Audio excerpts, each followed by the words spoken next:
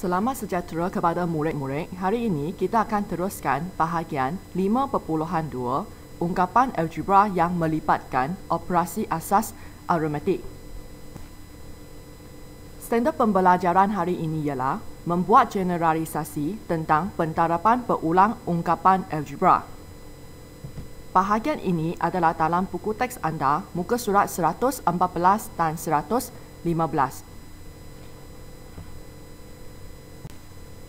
Sebelum kita nak buatkan pentarapan berulang, marilah kita lihat kepada luas segi empat sama terlebih dahulu. Bahagian ini adalah dalam bab sebelum, iaitu kuasa 2, kuasa 3. Jadi, iaitu dalam bab 3. Lihat dalam gambar raja yang diberikan, satu segi empat sama, panjang sisi 3 cm. Sekiranya kita nak carikan luas, jadi kita akan gunakan panjang kali lebar, iaitu 3 cm darab 3 cm. Kita boleh tuliskan dalam bentuk kuasa 2. 3 kuasa 2 cm persegi. Sekiranya kita ada satu segi empat sama dengan panjang sisinya A cm, jadi A itu adalah pemboleh ubah dan kita boleh gunakan luas segi empat sama. Untuk mencarikan luas, kita akan gunakan A panjang sisi darab dengan lebar, iaitu A juga. Luas sama dengan A darab A. Dan A darab dengan A, kita boleh tuliskan sebagai A kuasa 2. Bahagian ini anda sudah belajar dalam bab 3. Jadi, kita lihat pula isi padu.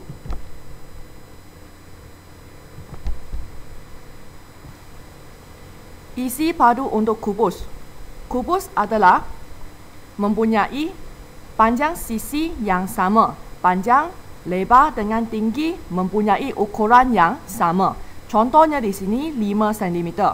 Nak mencari isi padu kubus ini, kita akan gunakan panjang kali lebar kali dengan tinggi, iaitu 5 darab 5 darab 5. Kita tuliskan dalam bentuk 5 kuasa 3 cm padu.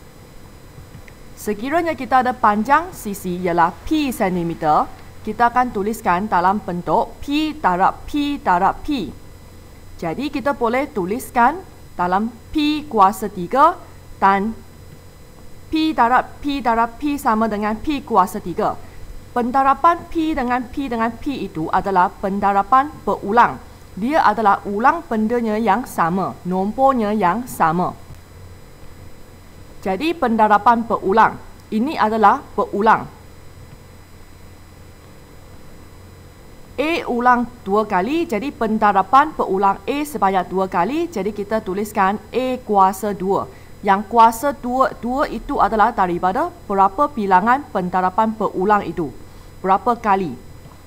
Jadi contohnya di sini, P darab P sama dengan P kuasa 3 sebab P pentarapan berulang sebanyak 3 kali.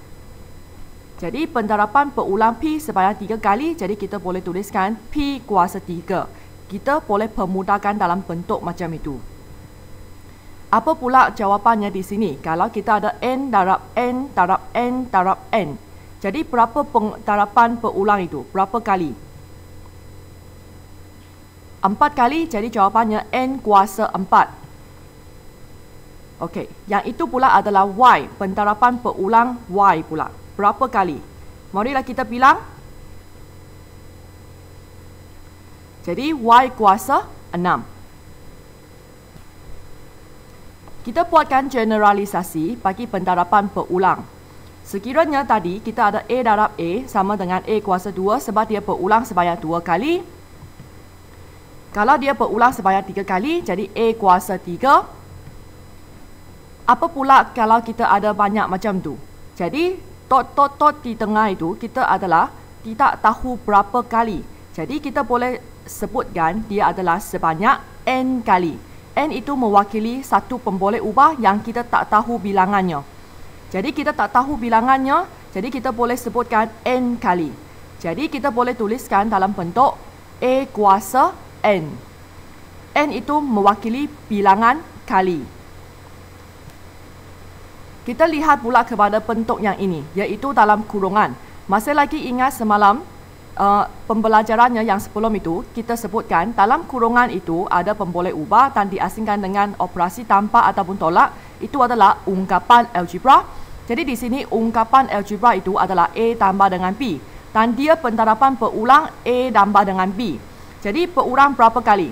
Daripada gambar rajak daripadanya yang di situ kita tahu 2 kali. Jadi kita tuliskan A tambah 2 dalam kurungan kuasa 2.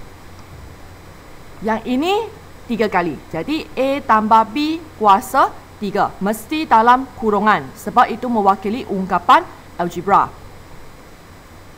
Yang itu adalah 4 kali. Jadi A tambah B kuasa 4. Sebab dia pendarapan berulang sebanyak 4 kali.